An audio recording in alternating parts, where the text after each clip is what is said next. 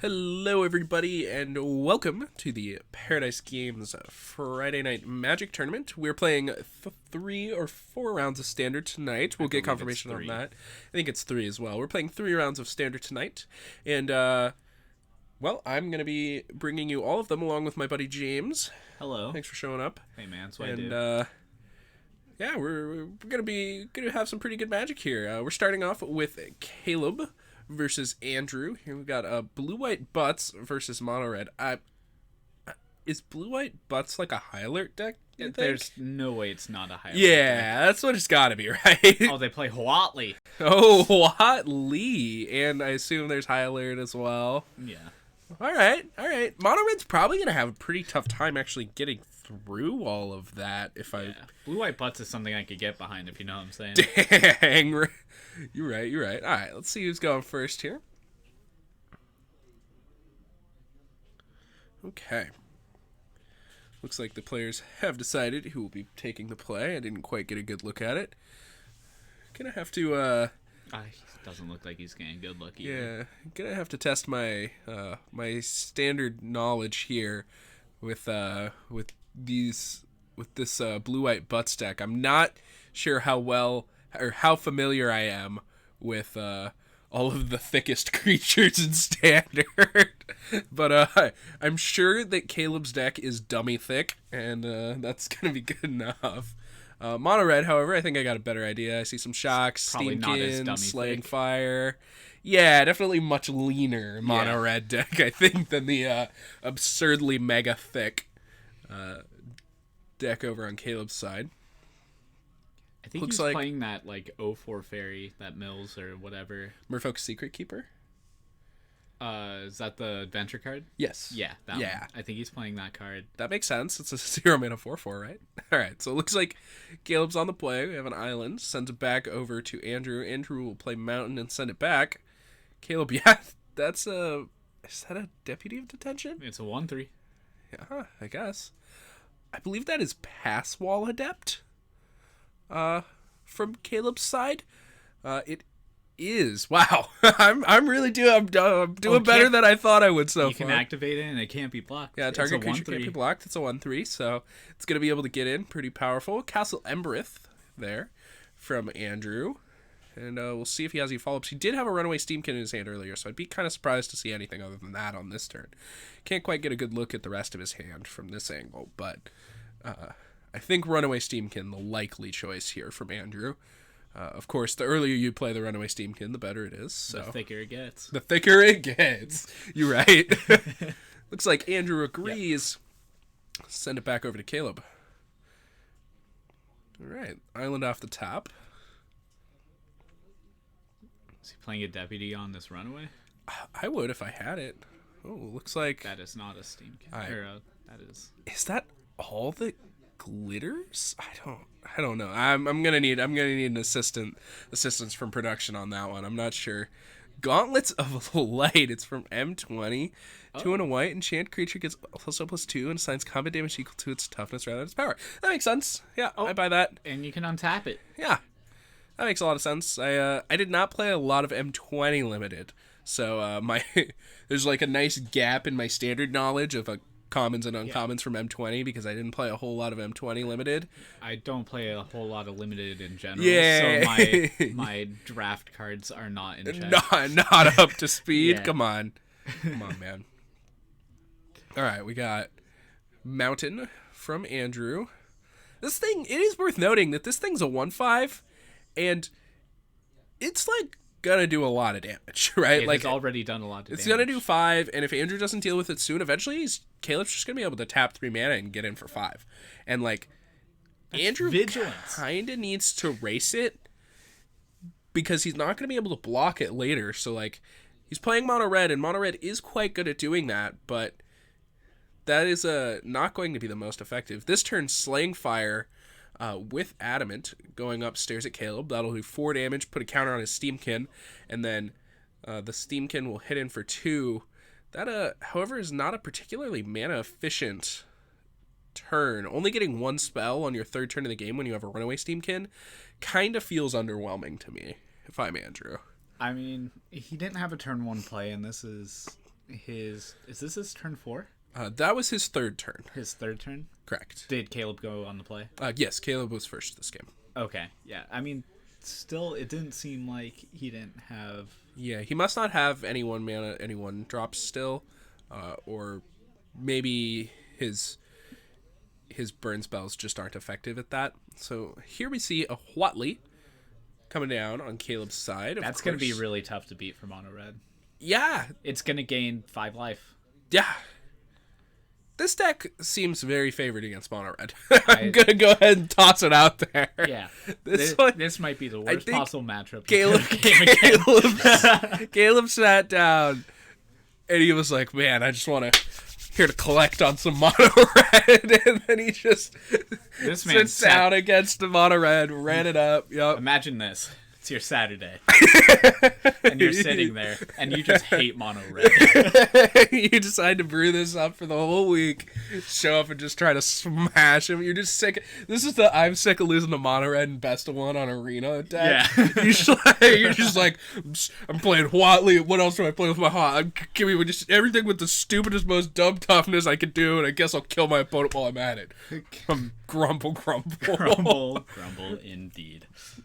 So let's see what Andrew thinks he can do here. Caleb, of course, back up to 19, gained 5 from Huatli, so that's Laying Fire, entirely undone. I believe that's a Tin Street Dodger from Andrew. Whew. Am I good or am I good, James? How did I know? You know your draft track. Yeah, I sure do. You wouldn't believe how many times I've passed that card. What do you mean? You played Boros in this PPDQ? That card wasn't even good in that deck. I also think it was from RNA. No, it was from RNA, right? Yeah, I believe so. Guilds. It was from This Guilds. is RNA. Yeah. So here's the attack for 3. So you can attack him or Huatli? It's got to be Huatli, right? I would love to attack Huatli here. So it looks like we're going to post-combat skewer the critics. So Andrew must have attacked Caleb here. It looks because like he's getting a skewer off. So he's now got 3 counters on his Steam Kit and can remove it to make 3 mana if he so chooses. Is skewer any target? Skewer is any target. I would love either of those things to go towards Huatli. Yeah, I think they needed to. I hope, but it looks like both of them just went upstairs. Is this a post-combat Robber of the Rich?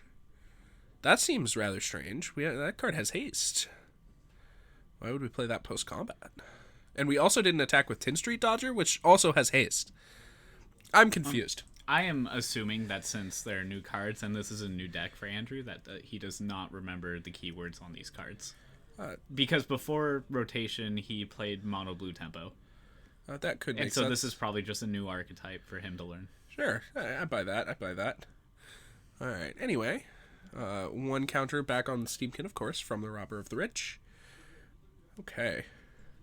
And it looks like the players are just sorting out all these triggers and everything. So we'll have to see how Caleb reacts. Looks like... Yeah, it does. It definitely sounds like they got all those triggers sorted out now. So, over to Caleb. He'll untap and take a draw step. Hallowed Fountain, putting Caleb to 11. We'll see if Caleb has anything he wants to do before activating this Huatli. Remember, he does have that nice 5-point life buffer from the Huatli, so he's really not in that much danger right now. And if he does anything to buff this Adept, then gets another life. Yeah, it looks like he just elected to go to attacks, not giving it unblockable, which I think I kind of disagree with. I think I wanted to give this unblockable and just get more life points and then just try and kill my opponent on the next turn. Yes. And just like dare Andrew to kill me on that turn. But I definitely don't hate just Deputy of Detention here. The fact that Caleb's shocked, of course, means he has plans for those other 2 mana. And correct me if I'm wrong, but Gauntlets of Light costs 3 to untap. Correct. So both of the Adept's abilities cost 3. Yeah, now it costs 3. So that's definitely not the plan. What is in his hands? So we're gonna have to see what he's got held up here. He's still got that High Alert in his hand. He did gain that 5 life back to 16 with Huatli. So he must be holding up an instant of some sort, but I confess I can't quite tell which one it is. I agree. Yeah, so I guess we'll be surprised with Andrew, but maybe Andrew can sniff it out. He's got the information. My opponent shocked and then has 2 mana up, so like obviously something's going on. It's not on board, so there has to be something happening. Let's see if Andrew can figure out what it is. Yeah, and back with Caleb's line, I think I agree with taking the safe route, getting creatures off board if they choose to, and taking the deputy and getting rid of his secondary mana source. Pretty good. Yeah. Here we see a Light Up the Stage just cast during the main phase for the full 3 from Andrew, revealing Mountain and Robber of the Rich. He plays the Mountain for the turn, and I'm going to see what he wants to do here. I do not think that's how we're beating this Huatli. We are going to need to settle in for a slightly longer game, but it's still hard. It's so hard because at any point, Caleb can just 1/5. pay 3 mana and, hit you down to 5, and then now we're on a 1-turn clock. Oh, that is a Torbran off the top. Oh, that's much better. Okay, Torbran is a real way that we can win. Yeah. Actually, Torbran is hugely powerful, and if Caleb doesn't win the game soon, eventually these Torbran will let us kill all of his things with our removal spells. So the extra 2 damage means that our 3 damage spells can kill these 5 toughness creatures, and Shock if our will kill this deputy. Yeah, and if our Torbran's alive at the end of it, then we're just going to get to mow Caleb down regardless of life total, basically. Mm-hmm. So is Robber the Rich a 2/2 or a 2/1? It is a 2/2. Okay. So it can attack and will get a trigger if it decides to do so. But of course, we do still need to be worried about the 2 mana that Caleb has open, because he's got to do something with it, right? I don't think we can play around whatever he has in his hand. Yeah, but it's definitely possible that we just don't want to attack, right? Like we could just be, slamming into nothing, and of course the Robber would die in this situation because Huatli also does the high alert text. Yes, indeed. And, we're not that desperate to draw a card off the Robber of the Rich or whatever. Correct. We don't need to chump it into him. And it doesn't look like most of Caleb's deck is going to be particularly helpful for our plan. So it looks like Caleb will not spend the 2 mana he paid life for, and will instead go to his turn and declare some attacks. Be swinging for 8 points of life damage. Yes. Andrew, of course, cannot really take that much. Looks like he's going to toss that Robber of the Rich in front of the Passwell Adept, and then take 3 from the Deputy down to 7. Of course, this is setting up lethal for Caleb next turn. Next turn, he will have the ability to just double activate Passwell Adept and kill Andrew. So Andrew needs to find a way to prevent that from happening right now, and I can't imagine it starts with anything other than cast Torbran, right? We need to cast this Torbran, and hopefully we have something that we can do to deal with the cards that Caleb has in play, Skewer the Critics, anything like that. So looks like Andrew agrees. Here's the Torbran. And I see a Light Up the Stage and 1 other card in hand for Andrew. Can't quite see the other card, but it looks like it must be some way to deal with the board, because were it not, then this line, of course, will leave us dead, assuming Caleb takes it. That is a Merfolk Secret Keeper off the top from Caleb. Has an experimental frenzy. Oh, so, that is not it. So, assuming that Caleb makes both of his creatures unblockable, which it looks like he's doing, I think we are just going to see the end of game 1 here going in Caleb's favor, which I will say is not the most surprising thing given the mono red smasher that Caleb put together. Yeah. And it looks like both players agree, and that is going to be the end of game 1 going in favor of Caleb. So hopefully we could take a look at sideboarding, see what Andrew can do against all these big butts. I mean, really, it feels like Andrew just needs to be getting his Torbran out. But regardless, let's start with Caleb's side. In Caleb's sideboard, we have 3 Glaring Aegis, 3 Lazotep Plating, 2 Daybreak Chaplain, 2 Yoked Ox, and 4 Wall of Roots.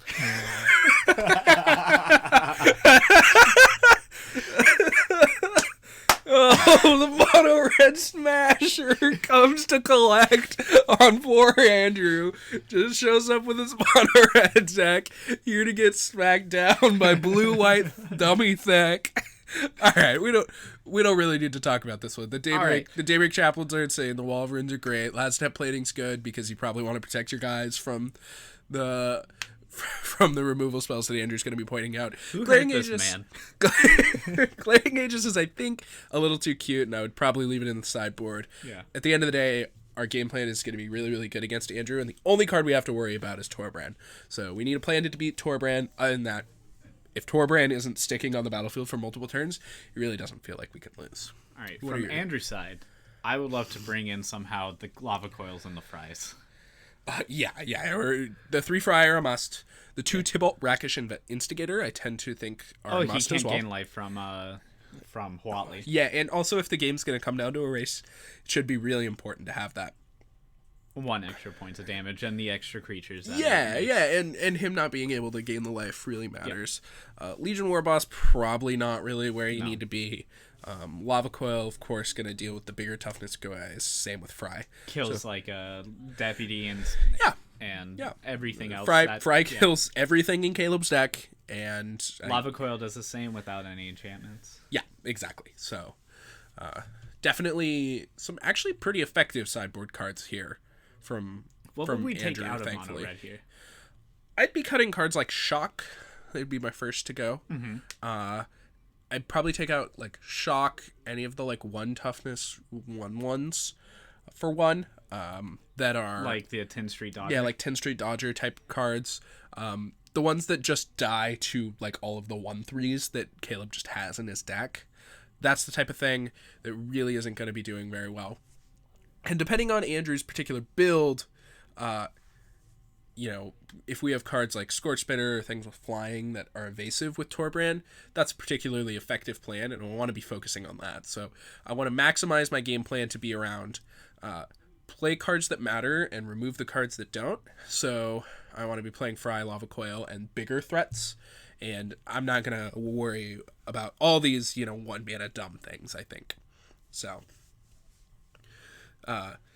that seem, let's see, go ahead and have to see what Andrew actually decides to do.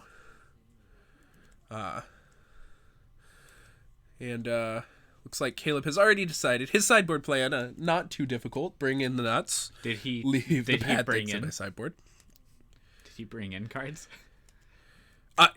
He at least brought in Daybreak Chaplain, right? Like, at least. Yeah, he's got to. I would have probably brought in Lazotep Platings too. You can expect some Fries and Lava Coils out of the sideboard of the mono red deck, so seems pretty reasonable.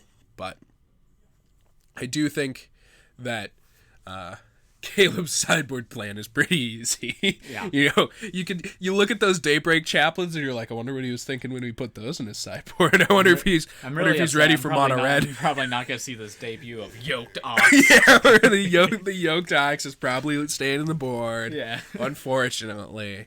But yeah, I just generally look at Caleb's deck and think to myself, yeah, I wonder if he was ready for mono red when he put this together. It seems like it might have been a little bit of an oversight. And then we go to the sideboard, and it's like, oh no, he's clearly got that one on lock. He's got 2 Daybreak Chaplains. This deck was already not good against mono red. Yeah, I need help. I'm drowning. Andrew needs help, that's for sure. All right. Looks like our players are getting their opening hands here for game number 2. I think a quick rules question and our judge answering that. And looks like we're getting ready for the start of game number 2. So Andrew, of course, will be on the play. Let's see if we can... That is 7 cards. See if he finds himself a reasonable hand. Runaway Steamkin lands spells. Looks like he keep to me. Over on Caleb's side, I see lands and spells. That looks like a lot of lands, though, right? I don't think so. I thought I saw like 3 basics and a Fabled Passage. Over on Caleb's side? Yeah. Maybe. It was kind of a quick glance. Yeah, quick glance for sure. 4 lands and spells. There's an Opt. And that's all I can really see. I do think I agree about the Fabled Passage, though. Yeah. I think that might be a Brazen Borrower in Caleb's hand as well. But I'd be somewhat surprised to see that card in this deck. The 3/1 body, of course. That's not a butt. Not what you want, so I might be mistaken there. All right. Looks like land go from Andrew. Caleb follows suit. It might be the adventure card we were talking about beforehand. Oh, Merfolk Secret Keeper? Yeah. That's plausible as well. So, second mountain here from Andrew. I expect to see Runaway Steamkin.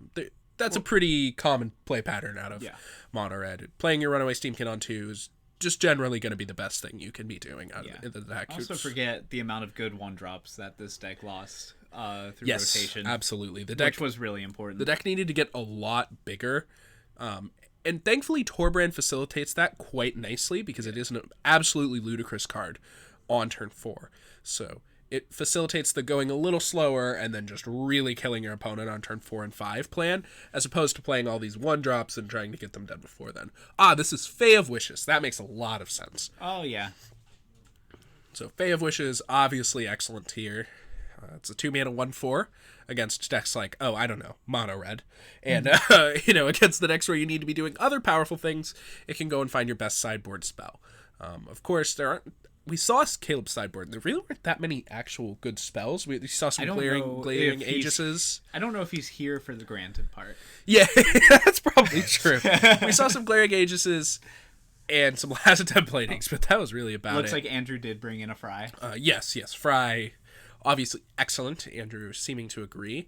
So go ahead and Fry that, get it out of the way, put a counter on my Steamkin Crash for 2, opt at the start of Caleb's turn, looks like. Bottom with that. Draw the top card. We have a Hallowed Fountain in hand. I think additional lands as well. I believe that was a Huatli off the top. That seems pretty good for Caleb. I agree. So, Hallowed Fountain tapped. Of course, Andrew, with an uncontested Runaway Steamkin here, does have the potential to run away with this game. If he plays something like Spell, Mana Torbrand here, or something absurd like that, then I think he's just going to run away with this game pretty handily. But, of course, he does need to have it. Looks like he has a Bone Crusher Giant in his hand. So he's going to go ahead and shock Caleb with the first half of Bone Crusher Giant. Stomp. Looks like he does have his adventure token. He does. He's making sure to keep it clean. That'll put a counter on his Steamkin. And, of course, allow Andrew to attack. If he has another spell here, he'll be able to get in for even more. Looks like he does not. So Caleb taking 2 from the Stomp and then 3 from the Steamkin should put him to 13 if my math is correct. I believe that is also correct. Yeah. All right. Looks like our floor man agrees. Fabled Passage is the land for turn from Caleb. He's going to go ahead and find probably a Plains. He agrees. And we'll have to see what Caleb wants to do this turn. He's definitely going to need something good here. He's done, almost nothing all game. So, we're definitely going to need some sort of action here at some point, or else he is just going to get run over. We talked about his deck being prepared for this type of thing. But if you don't do anything for 4 turns, you are going to die to Mono Red. That's kind of one of those things. All right, so here his Huatli, and that's it. No creatures from Caleb? Has no pressure. Yeah, Huatli doesn't do anything. I mean, we talked about how Huatli needed to die last game, but this game, who cares, right? If you aren't going to play a creature, I'm just going to attack you. I think I'm going back to Caleb's starting hand, and I don't think it was a good keep. I think he relied too much on one creature and maybe just didn't think about the sideboard that Andrew would bring in. Yeah, there's a lot more spells that deal with these creatures out of Caleb's deck in the post-board game. And he did have an opt in his opening hand, so maybe he was relying somewhat heavily on that opt to get there. Sure, but of course, sometimes that doesn't happen. It's just not going to get you there. Yeah. Sometimes you just don't. It's not something I would count on. For sure. Maybe if I was you or Dylan, I would count on it every time. Okay, well, I always get there, though. So, All right, looks like we're going to see 3 counters on the Steamkin, and then cast a pre-combat runaway, or pre-combat light of the stage, sorry. We now have 2 mana still, and I think Andrew has already played his land, so of course the Castle Embereth going to have to hang out in exile for at least the remainder of this turn. Attack for 2, will Andrew. I think a slight missequencing there, because if Andrew had attacked, he would have gotten in for 4 damage, and then he would have only had to spend 1 mana post-combat, so he would have been able to play his light up the stage for a single mana, and then play his Tibalt, and also potentially get a Castle Embereth activation in the middle somewhere there too. So, of course, these free rare land cycles, always absurd when you activate them. Yes, very, very good. They're just free, and Mono Red gained a lot from it, and I can't wait to see where Mono Red goes future in the set. Yeah, it's already powerful, and it's just a couple like good one drops from away from being very good. I think. Yeah. Like Mono Red last rotation was really good. It was very, very good. Yeah, we're gonna need to keep an eye on Mono Red in the future, I think. So, Andrew here taps Mountain Castle. That can't be right. You gotta tap your mountains before you tap your castles, people. Always PSA. Tap your basics. This is your public safety announcement.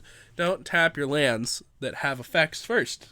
You want to activate those effects probably. Granted, Andrew does not quite have the mana for that, but if he plays another spell here, he could.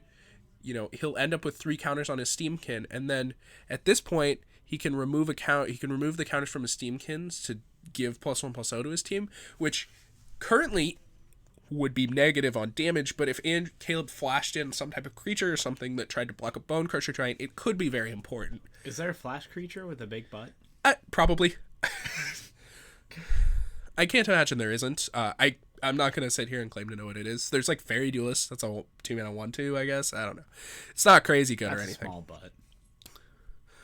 Ooh, looks like is that a God's Willing? That Caleb's just... Oh, it looks like he tried to cast something that's a sorcery as an instant, I believe. God's Willing a sorcery? Yeah, he wanted to... Oh, it was God's Willing. Yeah. I believe. But God's Willing does specify that it has to be a creature you control. You just wanted to cast it to scry. I feel like you would know that more than any of us here. Yeah, I have my fair share of bad beats to God's Willing to share, but probably not the time or place tonight. Looks like we're scooping up to game 3. Yes, Caleb game 3. Obviously had no presence, and so could not stop this. Definitely just a failed launch there from Caleb. He never did anything relevant. He played 1 Fae of Wishes, and Andrew played 1 removal spell, and that was the story of the game. That was all Caleb did all game. He had a Quatli that didn't gain any life, couldn't target Andrew's creature with a God Willing to scry. Like, it is a heads-up choice there from Caleb that, yes, he does need to do something very important on the next turn, but...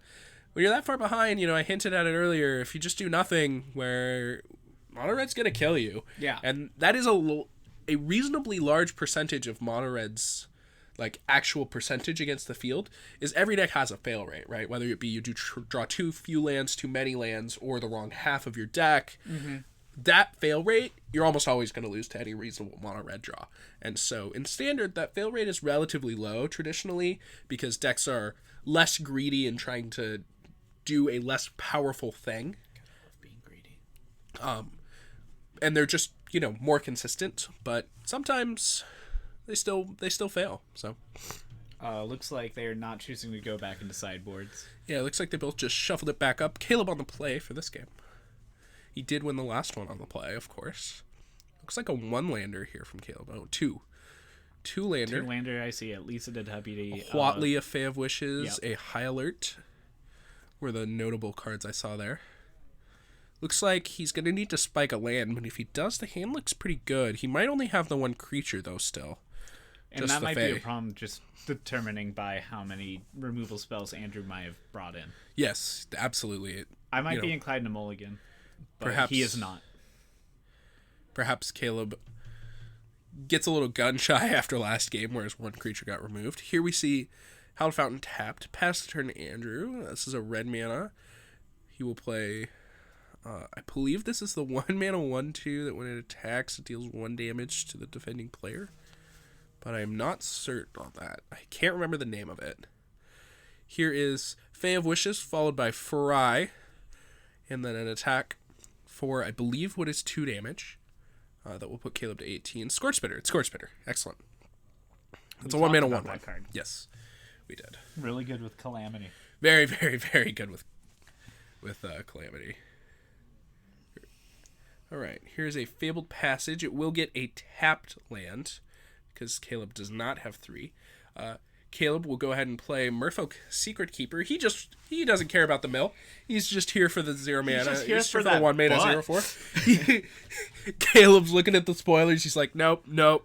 Oh, you dummy thick Merfolk Secret Keeper. Get it in here. Is that a 1-mana 0/4? Oh, yeah. My girl. Yeah, we are. How you doing tonight, Merfolk Secret Keeper? I'm going to buy this one a drink.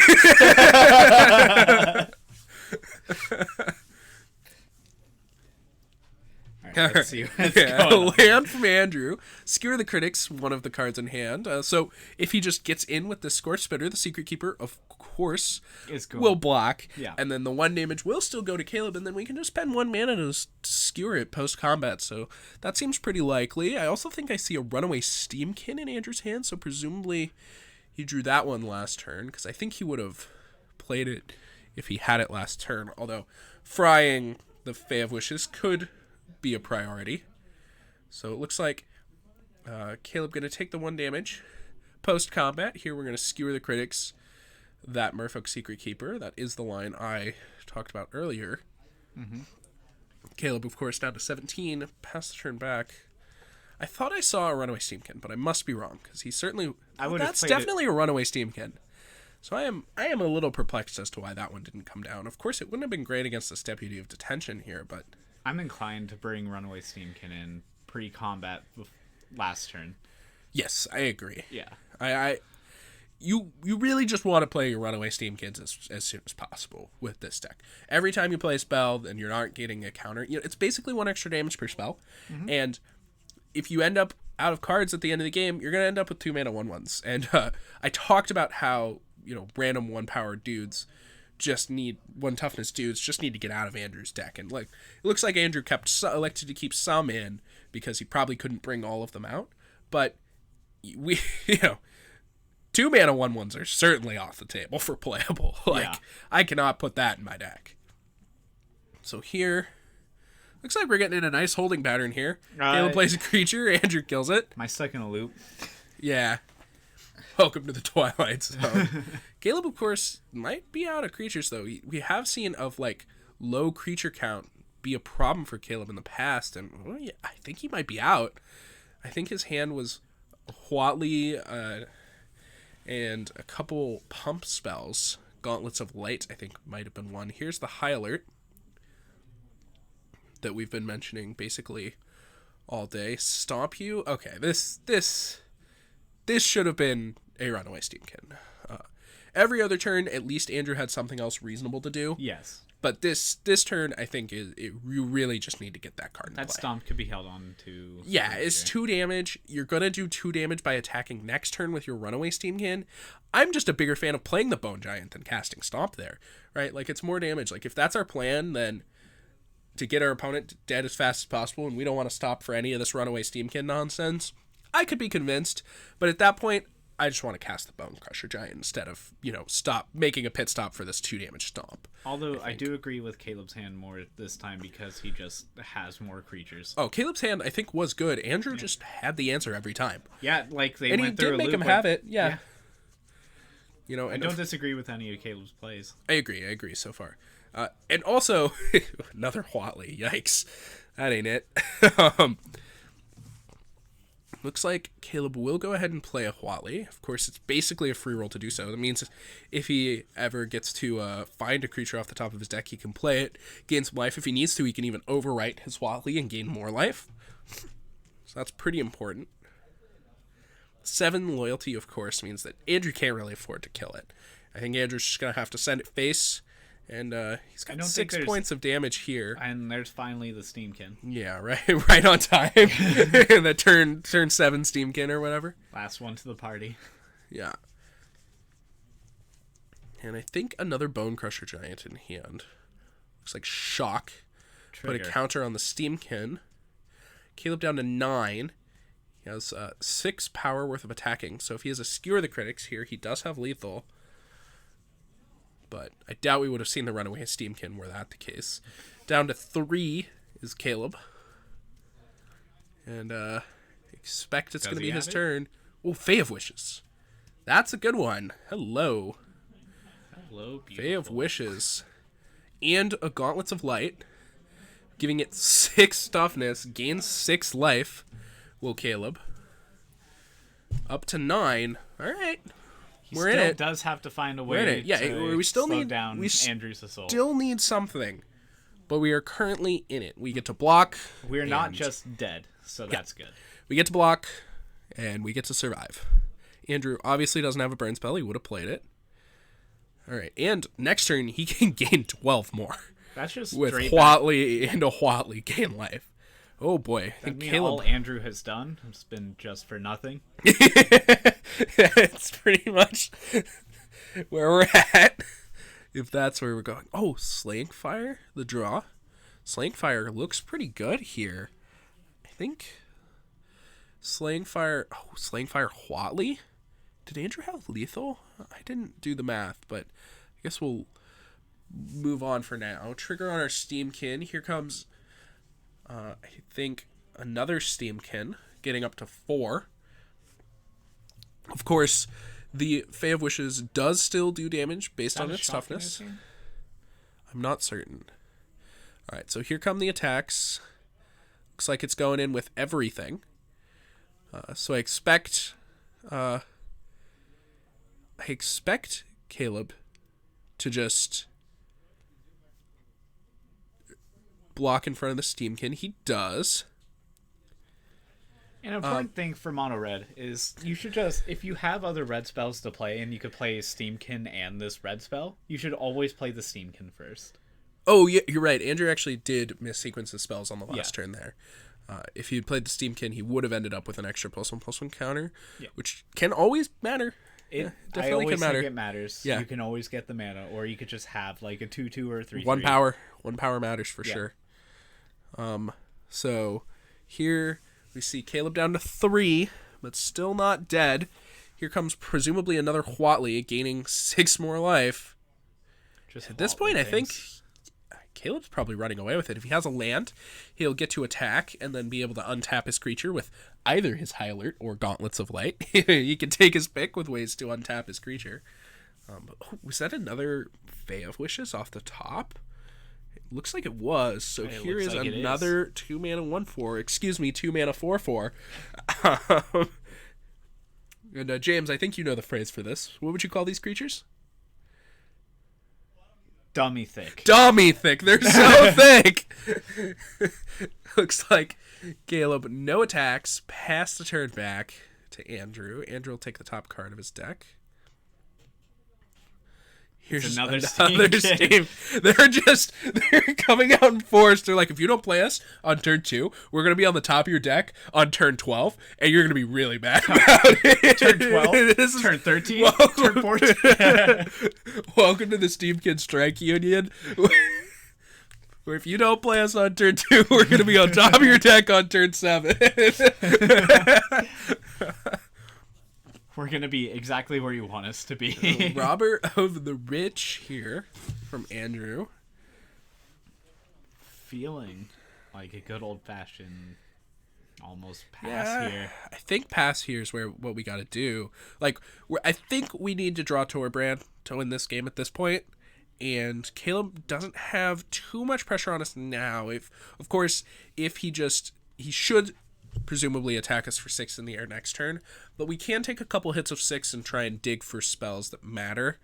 And of course, Caleb will gain 6 more life, but I think at this point we're just gonna have to settle in for a slightly longer game. So that's pretty spooky. Robber flipping a deputy is not a bad line. Yeah, it seems too unlikely though to just chomp away it's here. It's extremely narrow. I would not recommend it. Yeah, and you definitely need to do it next turn, not this turn, because we have to pay the mana for it. Although our Steamkin might have 3 counters on it. All right, so we've got an attack for 6 from Caleb. Scorch Spitter doesn't have reach, I don't think. No, Robber of the Rich has reach. Yes, so if we wanted to jump with that, we could. But I'm down to take 6. We're at 20. No reason not to take 6. Yeah, down to 14 we go. Andrew agrees. Looks like post-combat. Ooh, pass while adept. Okay, so now that's a problem. Now our opponent has 13 toughness, or excuse me, power. Yeah, power. With which he can make unblockable next turn. So gain 6. If he has anything else, we're just going to die. So at this point, Andrew might feel obligated to try and do something here. Up to 15 is Caleb. We'll see if he wants to do anything else with the last card in his hand. Oh, I can't quite tell what Caleb's card is, so Looks like Caleb's just keeping everybody in the dark here, thinking about whether or not he wants to play it or whether or not he just wants to be able to untap his Fae of Wishes. I think unless that card is excellent, I just want to untap my Fae of Wishes. I'm just waiting for this guy. I'm just waiting for Andrew to attack into what he thinks is Fry. Into what he thinks is just a not blocker, and then gets something traded off. Get annihilated. Yeah. So things were looking grim for Caleb for a little bit.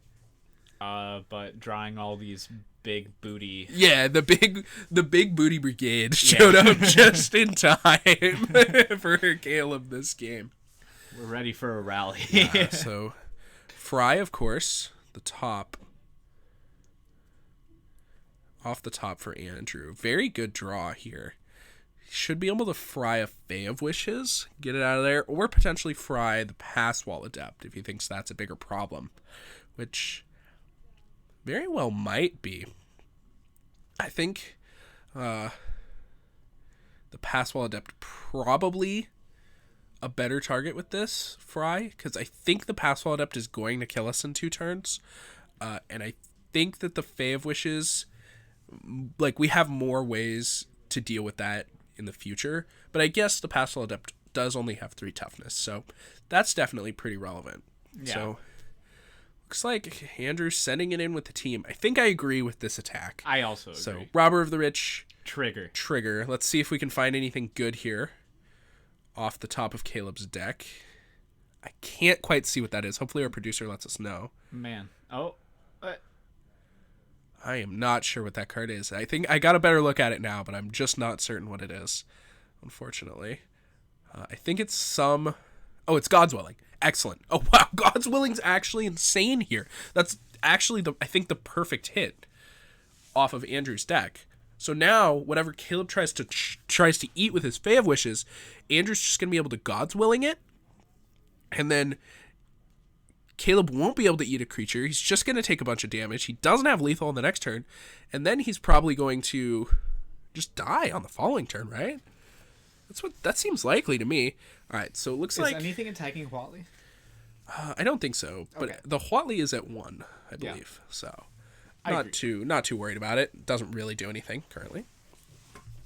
So it looks like Caleb declaring his block. Oh, Andrew cast his God's Willing immediately before Caleb declared blockers.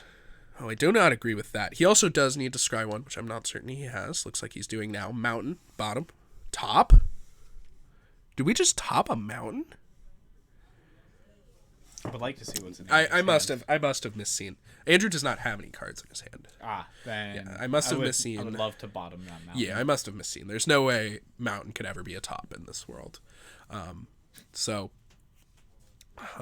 course, I do believe that the correct line here was let Caleb block and then God's Willing to protect whatever Caleb was trying to eat with his Fae of Wishes. Absolutely. To protect it. Protection being a tricky keyword as they stopped printing it for a while. Yeah, it did mean that Caleb could not block Andrew's 4-power creature, which could matter at some worlds, but Andrew had multiple 4-power creatures, so not this world. You know, that's not the world we live in right now. Let's see, what are relevant draws? Certainly not Plains and Ant. I'm pretty sure of that. Of course, Caleb does have... He can just attack here with his 2 creatures and then untap them both with High Alert and Gauntlets of Light, respectively. Or just High Alert twice if he fancies. He needs 4 mana for High Alert, I believe. You could be right. I thought it was 3, but I think you might actually be right. Yes, you are right. The very amount of little draft I've played. Revolver My goodness, High Alert. have I played High Alert. Gauntlets of Light is going on to the Passwall Adept here. From Caleb, the last card in his hand. So here's an attack for 6. Andrew down to 8. He is dead next turn. So Andrew needs to kill Caleb right now. Now I am confused why we did not attack with both of our creatures. Because he can untap them both. No, he still only has 3 mana. Gauntlet. I think Gauntlet is 3 to untap, isn't it? Yes, but we have to pay 3 for each creature. Oh. Not both, right? I think that was a mountain off the top for Andrew. Or was it a castle? No, he's had the castle. That's peculiar. And maybe Andrew has some cards in his deck that we don't know about that he needs this much mana for. I'm thinking potentially Fight with Fire or something. But even then, like, I just don't think you can top Mountain here. Like, we're dead on board. We need a spell that won us the game. So it looks like Caleb. Do we have exactly 8 power on play for Andrew? We do not. We have 8 power, but Caleb has 2 blockers. Yeah. So, of course, assuming that Caleb doesn't just F6 through his block step, I think that Caleb should be able to take it. Not the real life misclick.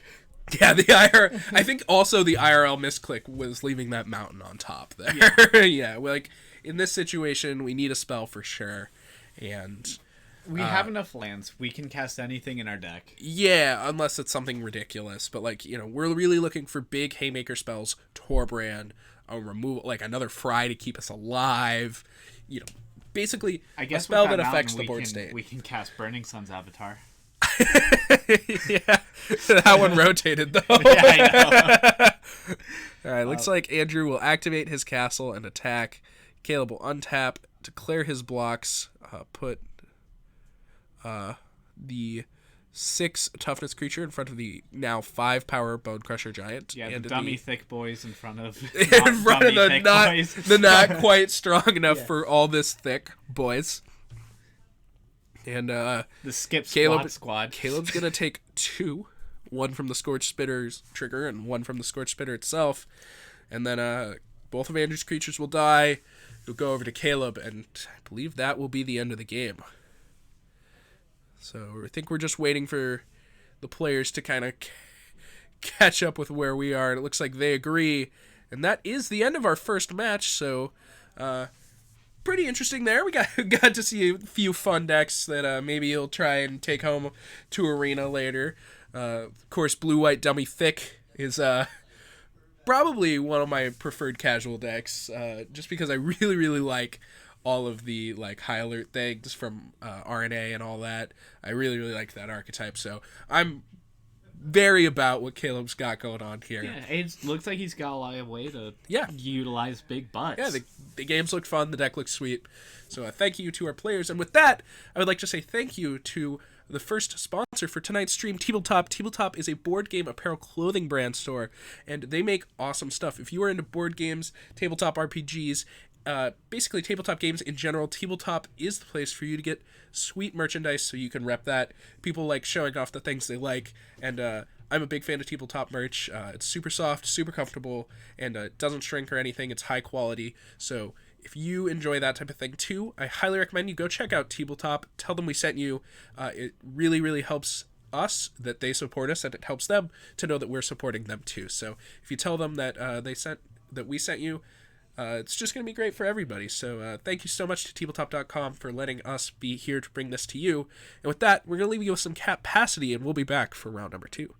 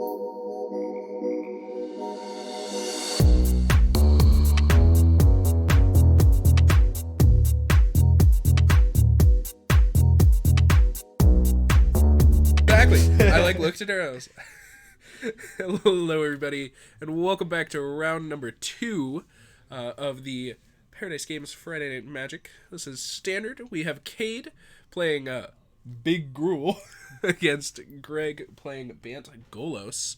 Of course, Bant Golos, the kind of boogeyman of the format. James literally jumped out of his chair for that comment. Hello, how are you, Jassassin?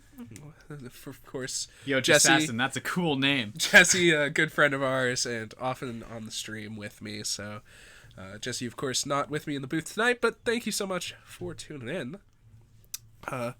Looks like both players on a mulligan to 6 here. As cards going on the bottom. First time we've seen a mulligan today. Yeah, it looks like Greg's starting things off with a little Once Upon a Time action. Free. Yep. Gonna find a blue-green Temple of Mystery. Take a scry. Pretty good hand here. We see Field of the Dead, Realm Cloaked Giant are the two that stood out to me there. Ramp obviously utilizing Field of the Dead and Golos.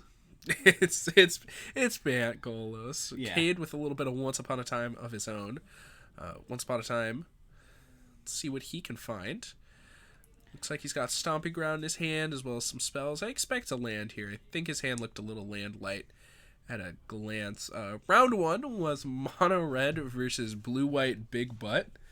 Or as we called it, Blue White Dummy Thick. And, it was actually a pretty interesting match. It was pretty close, and there was some back and forth there for sure. Yeah. Cade starting off with a turn 1 Pelt Collector. Absolutely, turn 1 Pelt Collector. He did take the Castle Embereth off the Once Upon a Time. Yeah. And Pelt Collector, one of the better starts for the deck. So. Yeah. Oh, yikes! Shut it down! Shut it down, we're done here. How are you Boreal beat this Grazer? lemur? Are you kidding me? It looks... I do not think that Cade's deck is well equipped to beat our Boreal Grazer, to be honest. Cade gets big. He does. He can attack through it eventually. But I can't help but imagine that if the game goes long enough, Greg's going to win. And our Boreal Grazer stalling all of Cade's attacks for a few turns is probably going to be enough to swing the game pretty heavily in Greg's favor early, which is not what Cade's looking for. Yeah. Greg will make the obvious block here. Oh, a little bit of a Bone Crusher Giant stomp action going on to take out the Arboreal Grazer. Not Cade's probably ideal turn 2, but if he didn't actually have anything else to do this turn, he probably feels pretty good about it. Yeah. So there's a Hallowed Fountain tapped, a Plains untapped from Greg, as he just main phases this Growth Spiral like an absolute G. What else is he doing with mana? Yeah, nothing. Here is a Zertog Goblin. Cade looks like going to put the +1/+1 counter on it. Oh, no.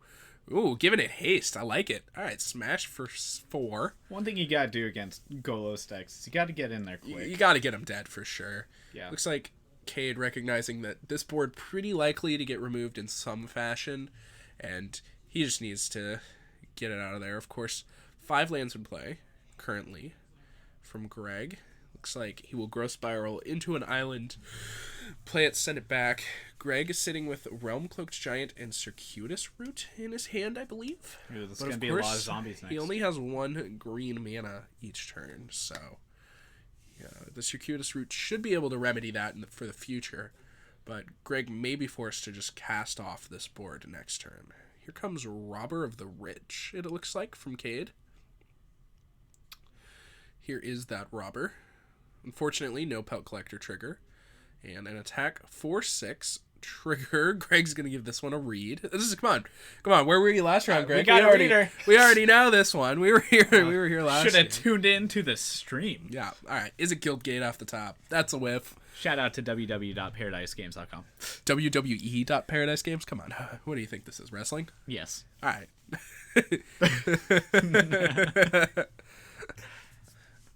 So, is it Guildgate? Gonna hang out in exile.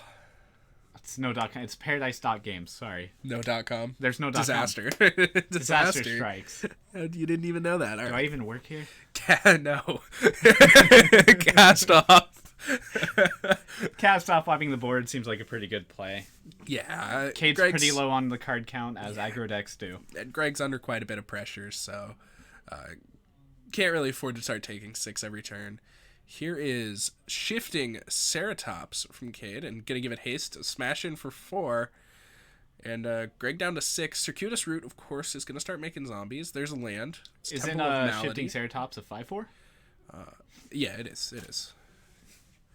I believe that is a Temple of Malady. Greg absolutely should have played his Temple post casting Circuitous Root, because then his scry gets disrupted. Yeah. So, looks like Greg probably very small missequence there. He should have.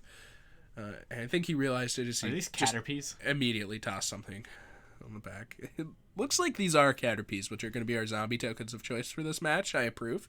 Mm-hmm. There have been a lot of Pokemon tokens recently on the stream, and I approve of all of it. God, I love Pokemon tokens. I'm really about everything that has to do with Pokemon tokens. Where are my Litwicks? I believe I have one Litwick in my binder. one of your Litwicks. It might actually be all of your Litwicks in my binder. Alright, so attack with the Shifting Ceratops here. It looks like Greg just gonna toss everything in front of him. That makes sense. Cade, see what he drew. It's a Zertog Goblin. Goes ahead and puts a +1/+1 counter on it, and then casts his Bone Crusher Giant that was off on an adventure. More power.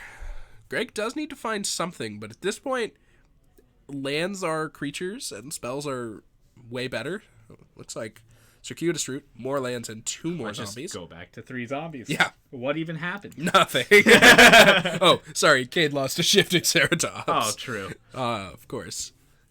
Cade, of course, does have reasonable attacks, at least. Greg's probably going to have to trade with the Bone Crusher Giant or trade with the Zertog Goblin and just chump the Bone Crusher Giant on this turn. So, he'll get to trade his Zertog Goblin for 2 zombies effectively, which is not the worst attacks. It's not too bad. Looks like Greg will have to utilize this Realm Cloak Giant if he doesn't draw any other gas.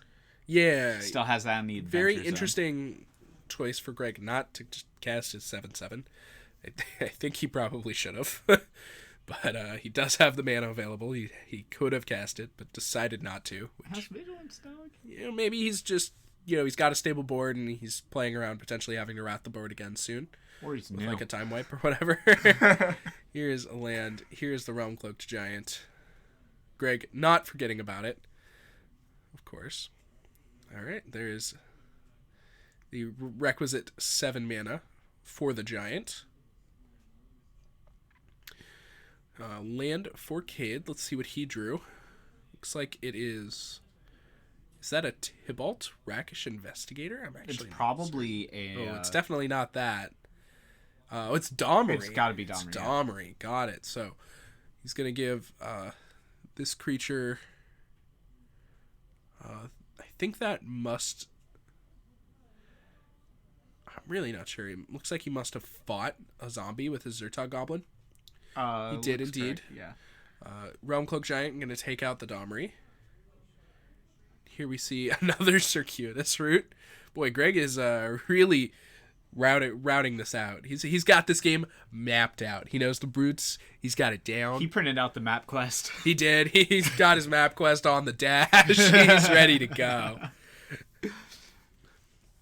Is that allowed? Of course, thank you to our big sponsor, Pepsi, where we are not affiliated with in any way, but Cade certainly is. Yeah, Cade loves it. And we're affiliated with Cade, so, I guess I'll take it. So, untap, upkeep, and a draw from Cade. Send it back over to Greg. The 4th copy of Circuitous Root. Can we pick up cards? Greg might actually not have 2 targets in his deck still. Yeah, it looks like he has 1 island and that's it. He's arrived at his destination. He only gets 1 zombie this turn. Doesn't actually have 2 lands, so... Looks like Greg going to trade his Gruul Spellbreaker and his Zertog Goblin for that Realm Cloaked Giant, land off the top. Here's an attack for 6. Gonna think about it. Just an attack for 2. He does have Measured Beastie Boys. Is Greg. If he counts the shifting Ceratops, then he can just trade with it. Yep, for sure. I think I would have liked to see a slightly more aggressive attack than that, though. We have a castle, we're making another blocker. If we make one blocker, we just aren't really dead to anything. Pellet Collector coming in right on time. Oh, yeah, the turn 7 Pellet Collector. Yes, Questing Beast, of course, is absurd on this board. Oh, dear lord. Is this a Hydroid Crisis? Craig just... all of it for all of it. Mana? Oh yeah. Get the D20 for this Crisis. Yeah, no joke. I don't know how big that thing is, but I think we're done here. Yeah, Questing Beast no longer good. And Craig just gonna go ahead and let's just smush in there. Yeah, all right. I'm gonna stop with the play-by-play for the rest of this game. I think we're done here. K draws a force and picks up the game. K agrees. And with that, we're gonna take a look at sideboard. So for Greg, we have 3 Devout Decree, 2 Knight of Autumn, 2 Veil of Summer, 1 Agent of Treachery, 4 Aether Gust, 1 Time Wipe, 1 Deputy of Detention, and 1 Oko Thief of Crowns. What do you think is good here? Just want to note that Greg is not playing Fae of Wishes, correct? He is not. Okay. Probably Time Wipe's fine. Board wipes are always good against these kinds of decks. As you saw, Realm Cloak Giant just stole the game right there. For sure. Aether Gust, quite good. At some point, Oko might be good, but I don't think that's what we're looking for. I think I like a lot of the cards in Greg's sideboard. So like Devout Decree has a reasonable argument for it. Aether Gust has a reasonable argument for it. Agent of Treachery I think can stay where it is, and Time Wipe seems good. So I think Greg's side, he's gonna need to do a lot of trimming. He's got a lot of potential sideboard cards, and I'm not sure which ones he's really going to be able to bring in, because he does need to keep the core power of his deck the same. Meanwhile, on Cade's side, we've got 4 Lava Coil, 1 Ember Cleave, 1 Emberous Shieldbreaker, 2 Thrashing Brontodon, 2 Sorcerer's Spyglass, 2 Veil of Summer, and 3 Legion Warboss. What do you like from this side? He might be going in for the Warbosses, trying to go wide and keep that constant pressure on, but I don't think that's what's going to win. Ember Cleave should come in. It gives you that clock that just clocks in for you. I think I like the Legion Warbosses. You do? I think so. Okay. I think you I don't play these archetypes that much. Proactive early plan, and Legion Warboss facilitates that quite a bit. And the Bant Golos deck does not have very much removal. You'll notice that pretty much all of Greg's spot removal is in his sideboard and is going to be brought in. Yeah. But regardless, he can't bring in all of it realistically, because he still has to execute his plan. Right? Yeah. Like, he can't cut all of his Circuitous Roots and his Growth Spirals, because he is going to lose the game if he doesn't cast any of them, because he can't just expect to play 7 lands against Gruul. Yeah. Right. Also, it's possible, if Cade knows the power of Kenrith, that he might want to bring in a Sorcerer's Spyglass. Yeah, it's tough, because like Sorcerer's Spyglass and Kenrith doesn't really feel like a winning line. No, to me, but like, but it might just be the not losing line. It feels like Cade wants to play the game on a different axis and try and win the game faster than Kenrith can matter.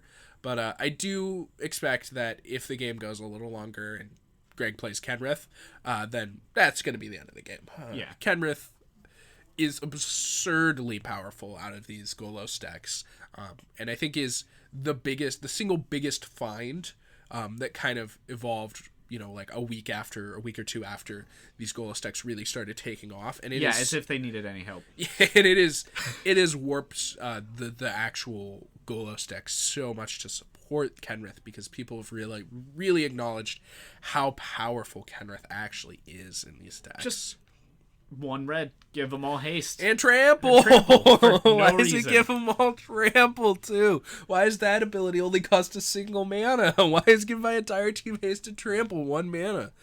Oh boy, pretty rough. Regardless, let's see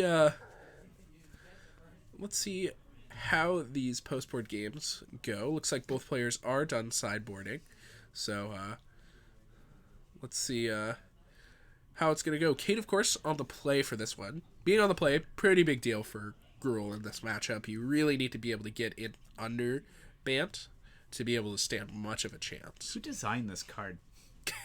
Kenrith. Somebody thought it would be a really sweet commander. I guarantee you that. Who hurt you? Kenny and the Jets. The Jets, of course, being the zombie tokens. Like, I like the design around Kenrith. Yeah, it's really cool. Here's like a Wooburg white card that like does almost everything you want it to. Oh, all your creatures gain haste for 1 red. Okay, that's like slightly absurd.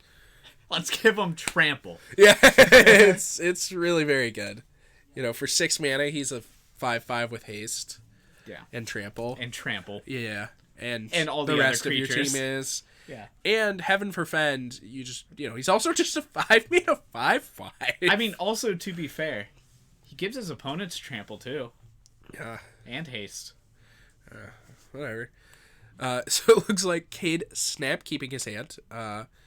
And Greg gonna go ahead and ship it back. Quote, I have more Arboreal Grazers than lands. The title of my mulligan decision. Excellent. So, gonna go ahead and send that one back. Greg, looking at his 6-card hand now. This one looks pretty good. I see an Aether Gust, a Once Upon a Time, Castle, Green Land. This looks like everything we could hope for, really. It looks like maybe a little short on ramp. So, might be missing make your ginger brews blockable. Excellent meme there. Alright, so turn 1, Stomping Ground tapped, send the turn back over to Greg. I believe that is Golgari Guildgate from Greg. Here's a Shock Land, and an 18 will Cade be. Let's see what he's got on the aggressive side of things. Looks like he's going with Once Upon a Time to start things off. I can't say I agree with playing my Shock Land untapped before casting Once Upon a Time here. But other than that, I approve. How else are you going to alpha your opponents? It looks like Legion Warboss, the take. So it looks like Cade does agree the Legion Warboss is for this matchup. Mm-hmm. And let's see what we got. We got Zertog Goblin. Are you giving a haste? Gonna go ahead and put a +1/+1 counter on it, it appears. Oh. And untapped land from Greg, presumably holding up a Growth Spiral. Now you would have done on his main phase. Greg does like main phase Growth Spirals, so I can't say I really. Are we missing a land drop from Cade? We must be, because we would have played Legion Warboss for sure. Ooh, this is unfortunate. And we didn't take a land with Once Upon a Time? This seems strange to me. If we were missing lands, why wouldn't we just play it? Oh, and then Aether Gust is gonna put it on. I mean, Cade's just gonna have to put it on the bottom here, right? If he doesn't have a land, I would absolutely put it on the bottom. Yeah, he's gonna have to put it on the bottom here. I would not like this on the top. Yeah, if we don't have a land, it's gonna have to go on the bottom. So looks like Cade agrees. Onto the bottom. So looks like a Plaza of Harmony. Is that the? No, it's a Selesnya Guildgate. My bad. End step. Greg gets stomped for 2 points of damage. It can be a Plaza of Harmony, but I don't know why Greg was reaching for his pen. No, that's a Selesnya Guildgate that Greg played tapped. Plaza of Harmony does not come in untapped. Is that another goblin? That's another goblin. It is another Zertog Goblin. Another 3/3 for Cade. Once Upon a Time here at the unstep from Greg finds a Field of the Dead. He'll untap, take a draw step, and a Oko off the top. So let's see. Let's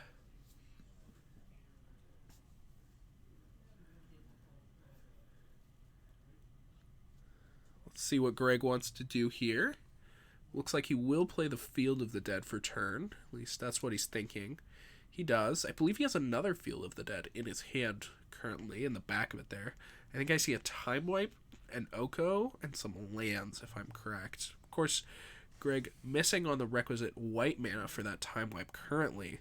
So he's going to need to find some more colored sources to be able to cast these spells. Oko will make a food token and ship the turn back over to Cade. Cade takes a draw. It is Pelt Collector. This is... I'm not sure what spell that is. It's Domri's Ambush. It is Domri's Ambush. Excellent. Thanks for the assist there. No problem. So now we now have a 4/4 Zertog Goblin here. I'm going to go ahead and make that Zertog Goblin smack down the Oko. It does, of course, take the Domri's Ambush and Cade's turn to get it dead, but dead it is. Arboreal Grazer, the draw here from Greg, gets to put a Plains into play. Of course, he does now have the requisite mana for that Time Wipe, and I believe he has another Aether Gust in his hand. So, interesting to see. Now that Cade's found a land, potentially he'll want to put Zertok Goblin on top of his deck. Here comes a Pelt Collector. Another Domri's Ambush. Oh, this is... Are we not going to respond with Aether Gust here? Do we have the mana up to do that? Looks like we don't, so... Actually not going to be able to Aether Gust. And Greg going to take the 5, crack the food, and gain 3. Untap from Greg.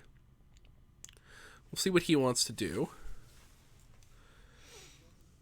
Looks like he's still looking at that Aether Gust in the front of his hand.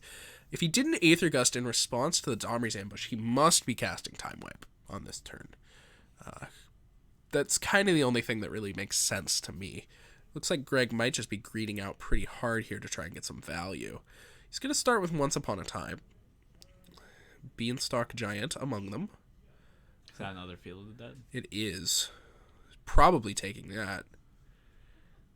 Looks like Greg going to select Beanstalk Giant. Beanstalk Giant, a land and a creature at a later point in the game. So we'll send that Beanstalk Giant on an adventure. He will get an untapped land, so he will continue to hold up his Aether Gust. And he even gets a zombie for his troubles, so seems pretty good to me. Looks like Forest is the selection. Pass the turn over to Cade, of course, with that Aether Gust on load. Okay, let's see what Cade wants to do. What do you think Cade should do here? Turn one of his cards sideways. that makes sense, I suppose.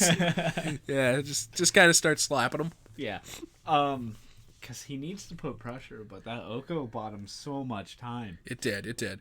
Legion Warboss here from Cade. Trigger on the Pelt Collector.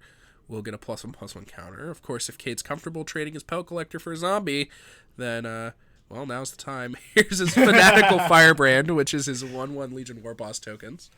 Looks like Greg just going to chump block that Zertok Goblin, taking 3 total damage, down to 10. Still no Aether Guster, down to 7, excuse me.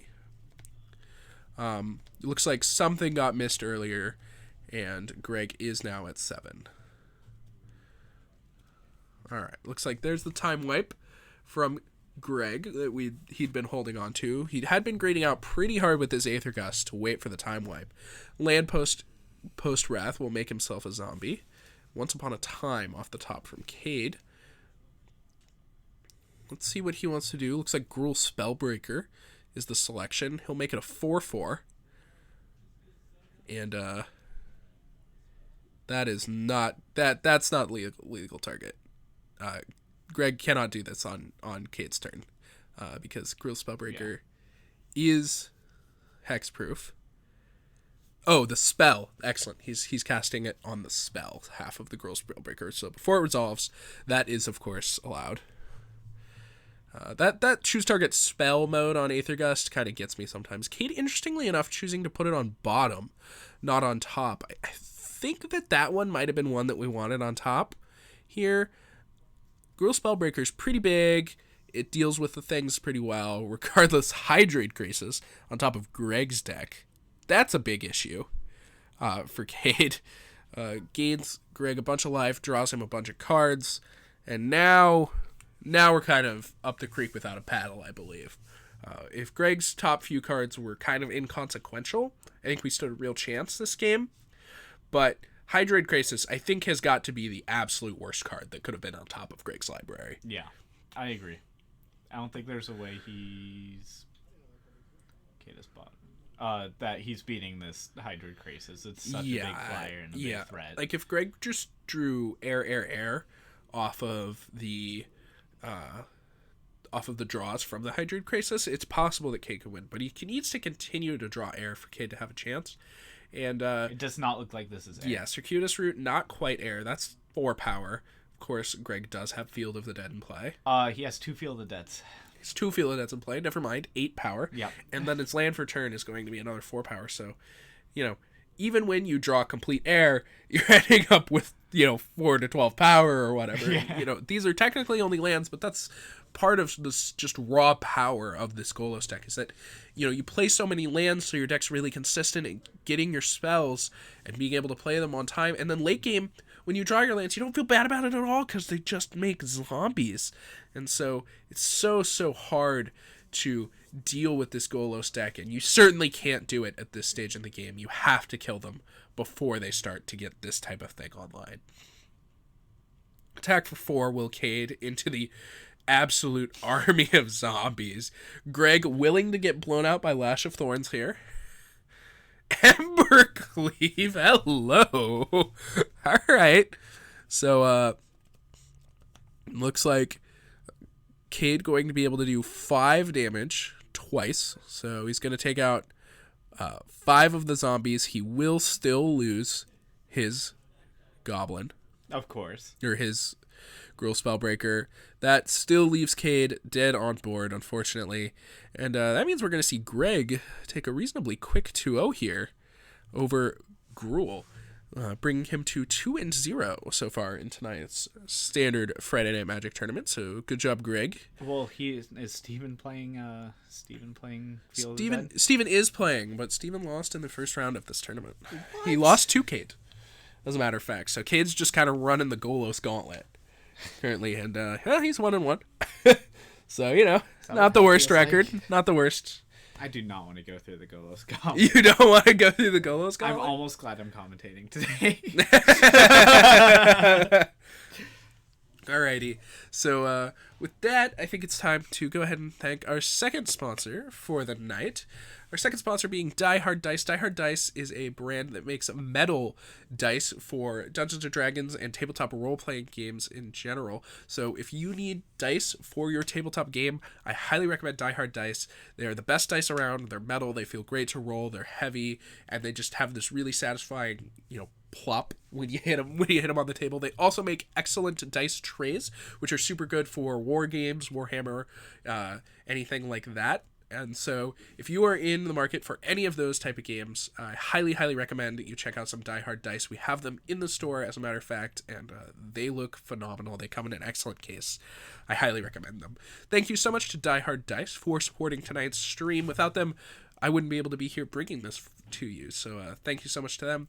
And we're going to leave you with some hot damn scandal, and we'll be back very soon for round number 3. Make sure not to go anywhere.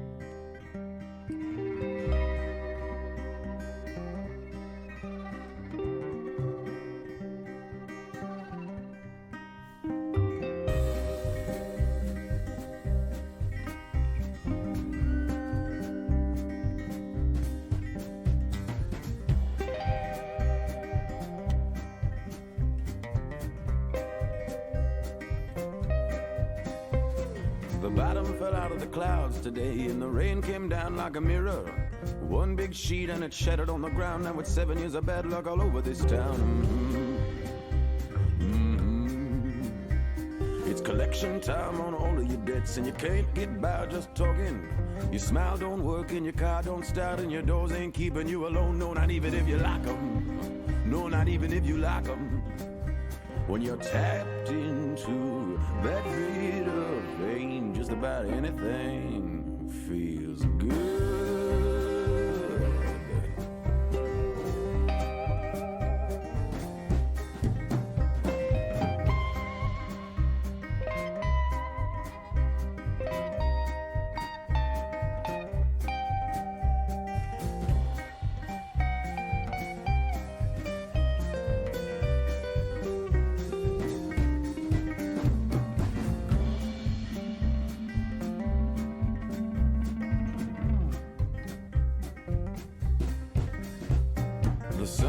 Shining on a lost boy's eyes, they reflected oh so pretty. But it's cold behind them golden shores, and the sweet light wasn't nothing more than their own damn wishing, 'cause they just don't listen. Now wish on your candles, pray to your God, cry for your mama, put $1 on the bar. It feels like breathing, but the only good feeling ain't a gamble, is a sin. So I think I play it safe and get a gin. I'll take the devil for a spin. When you're tapped into that bit of rain, just about anything feels good.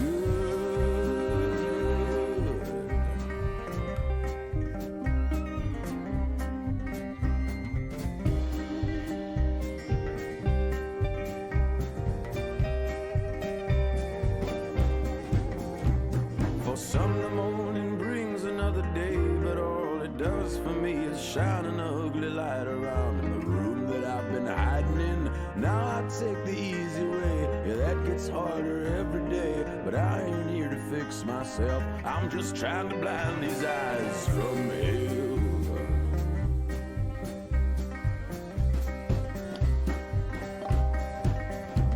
When you're tapped into that bit of fame, just about anything feels good.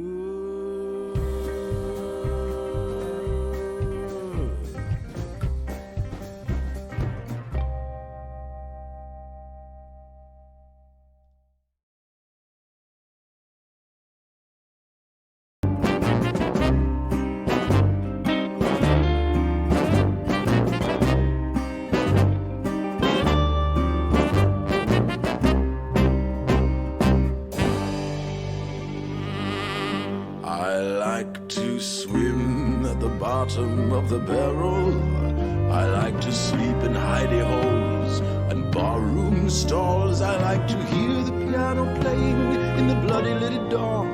I like to wake up with the devil and drink him till he's gone. The queen is drunk and someone armed the pawns.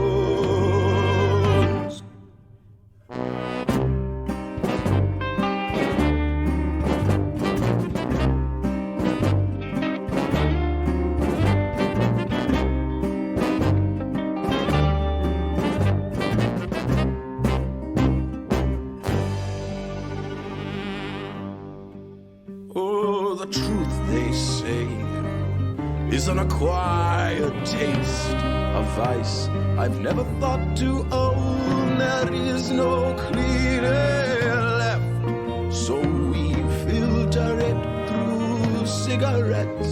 For the gambler's mercy keeps us blind and fade.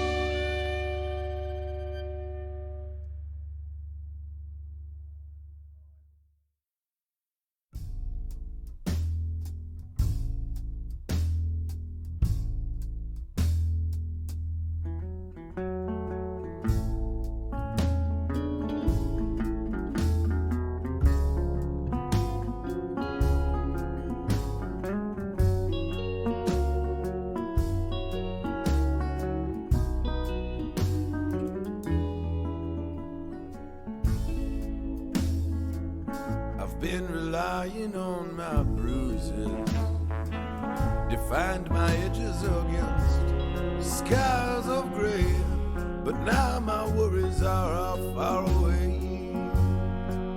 The sky is clear and I begin to fade. Once I believed in paradise, a place where I would never feel no pain, a state of mind I'd never have to change. But now it all looks alright, and I begin to fade.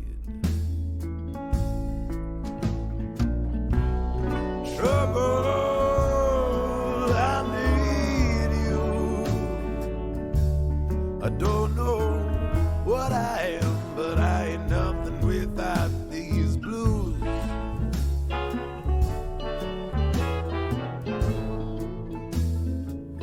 I've heard a million happy endings. I've seen the good guys win, I've seen the bad guys pay, but now I never read that final page. 'cause in that sunset ride, yeah, I begin to fade. Trouble, I need you. I don't know what I am, but I ain't nothing without these blues.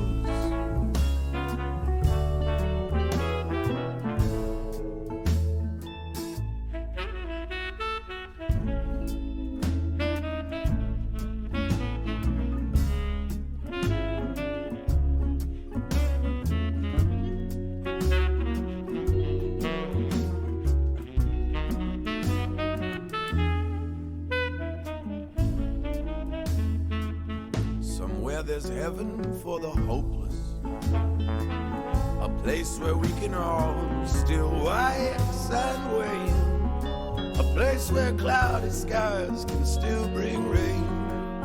So in my shaking faith, I clasp my hands and pray. I pray for trouble. I'll need don't know what I am, but I ain't nothing without this trouble, trouble. I need you. I don't know what I am, but I ain't nothing without these blues.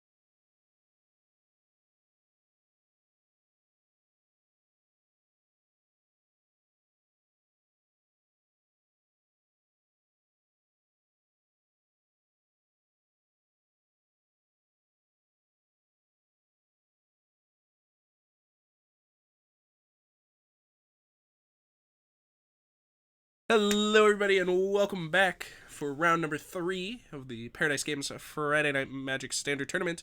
We have Patrick against Steven in the Golos Fires Mirror.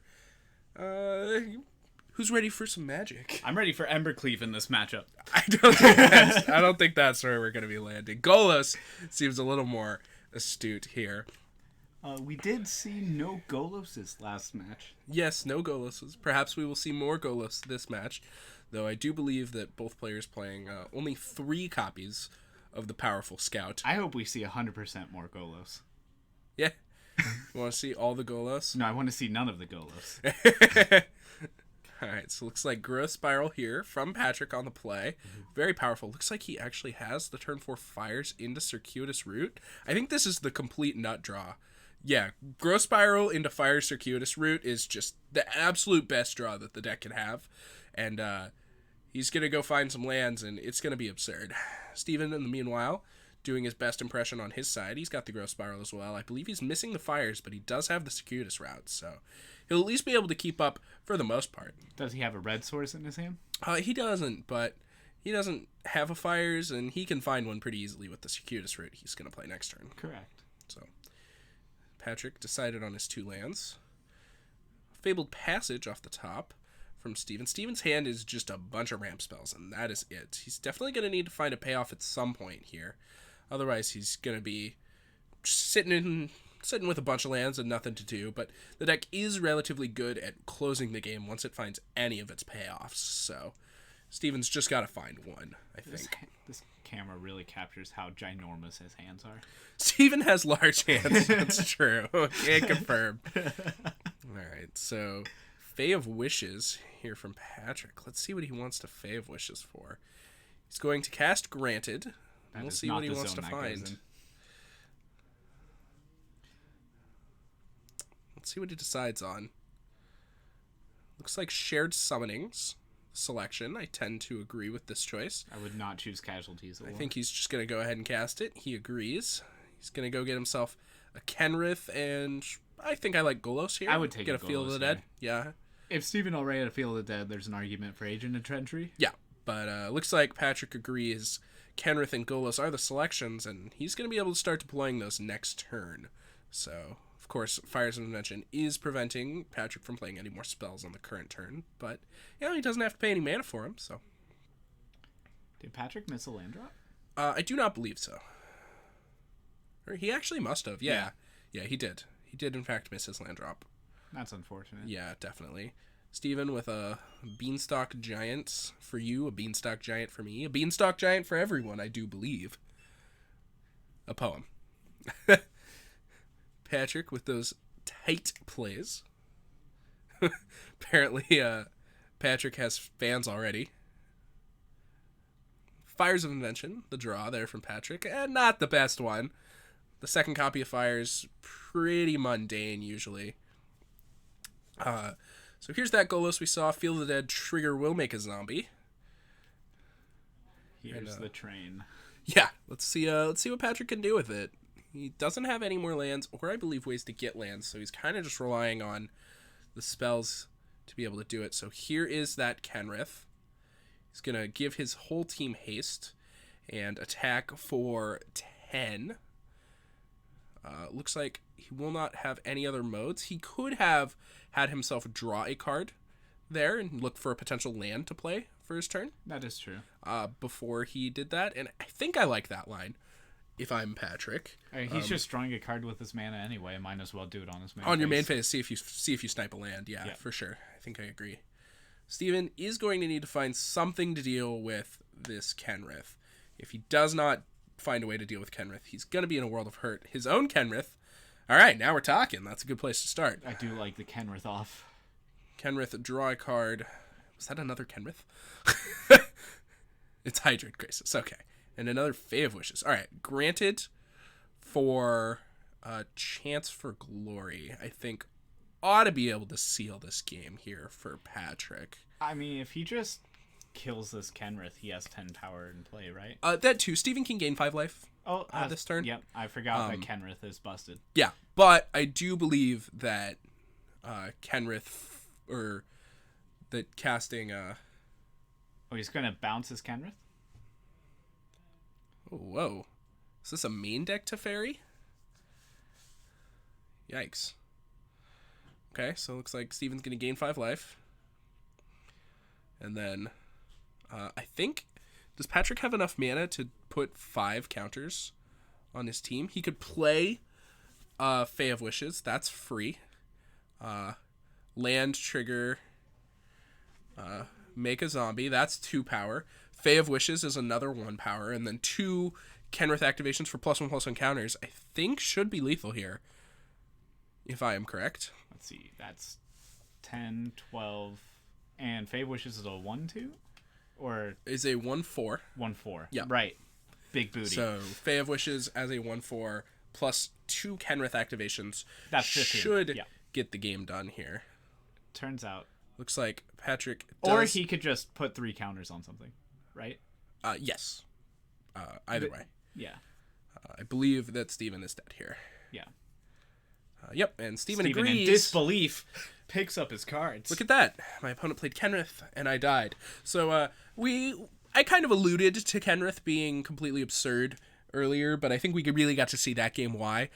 Steven even got to untap in the middle of that, and that's pretty unusual. Usually when you just play your Kenrith, the game's mostly over. Regardless, let's take a look at these sideboards for these players. Steven has 1 Unmordigo, 1 Chance for Glory, 1 Planar Cleansing, 1 Enter the God Eternals, 1 Shared Summons, 1 Planewide Celebration, 2 Devout Decree, 2 Time Wipe, 2 Teferi Time Raveler, 1 Casualties of War, 1 Nicol Bolas Dragon God, and 1 Oko Thief of Crowns. What do you like? Steven's playing Fae Wishes. Yes. Maybe a main... Full 4. I don't know if I like putting anything in for the most part. I think you definitely want the Agent of Treachery. I believe that is in his deck. No, it's not. I don't see that in No, the sideboard. it's not. I believe Steven is going to put that in his sideboard instead of the Enter the God Eternals for the tournament tomorrow, but I think we discussed him leaving it as this currently. Yeah, you might be right. I think run it back is pretty reasonable here. I mean, he's just going to Fae Wishes for whatever he wants. Yeah, basically. There's no reason to, like, clunk up your already consistent main board with some random sideboard cards, yeah. Which doesn't really actually matter. Over on Patrick's side, he actually has the exact same sideboard. So, no so back to my earlier statement, I don't think he's doing anything. Yeah, just shuffle it back up. Looks like the players agree, and we're already into game number 2 here. So, very quick sideboarding, and looks like Golgari Guildgate, the start here from Steven. Temple of Epiphany for Patrick, a Scry on top. Shock from Steven down to 18 means that we will be seeing a growth spiral at the end of Patrick's turn, for sure. Now it's Steven's chance to try and kind of get out way ahead of the curve here with the early growth spiral. He's looking for a second piece of acceleration, draws Securitas route off the top, and that is gas. And he's off to the races. The old I have 6 mana in play, you have 2. It's, kind of what this deck does. 2 mana ramp spell into 4 mana ramp spell. It's on the play, it's pretty absurd. And looks like just another tapped land from Patrick, and he's going to get swamped here really fast if he doesn't have some sort of acceleration to kind of bolster his mana base, quickly here. I think Steven, however, is missing a payoff, or not. Cha-ching, Hydroid Krasis off the top. And Steven's just going to go ahead and cast it. I think I would have played a land here if I had untapped land here, if I had it, if I were Steven, before I did this, but I do actually enjoy getting my Hydroid Krasis 1 extra power, and I think I would have taken 2 damage for it. I found the 1 power to matter quite a bit in this matchup. Okay, I believe you. Yeah. So, we see growth spiral at end step there for Patrick. Yeah, it's nice on a 5-turn clock instead of a 4-turn clock. Uh-huh. That's a much bigger difference. It is, yeah. I would have shocked for that. Yeah. Well, I think he played a X4 Hydroid Krasis. Yeah. I think the 5th power on Hydroid Krasis matters quite a bit because you have a lot of intervals of 5 between Hydroid Krasis and Kenrith. Yeah. And killing your opponent in 4 turns matters quite a bit, I think. So, circuitous route here from Patrick. We'll put some lands into play, send it back over to Steven, who has a Golos in his hand now. All right. So we've got Golos for the turn here from Steven. Obviously going to find a Field of the Dead. Field of the Dead, of course, pretty much not quite the namesake card in the deck, but basically the most important one here. Temple of Epiphany will scry Fabled Passage to the bottom. Steven has 2 zombies in play now. And we'll get to see Steven's excellent zombie tokens, the Golettes. So he's got Golos and the Golettes. Steven, known for his excellent choice of token with Pokemon cards. If you had to choose something to be known for, I think excellent choice of token is a good one. I do like good token choices. Yes. Best tokens feels like an LGS award waiting to happen. It actually just means you're the best in the store. Yeah, I think so too, yeah.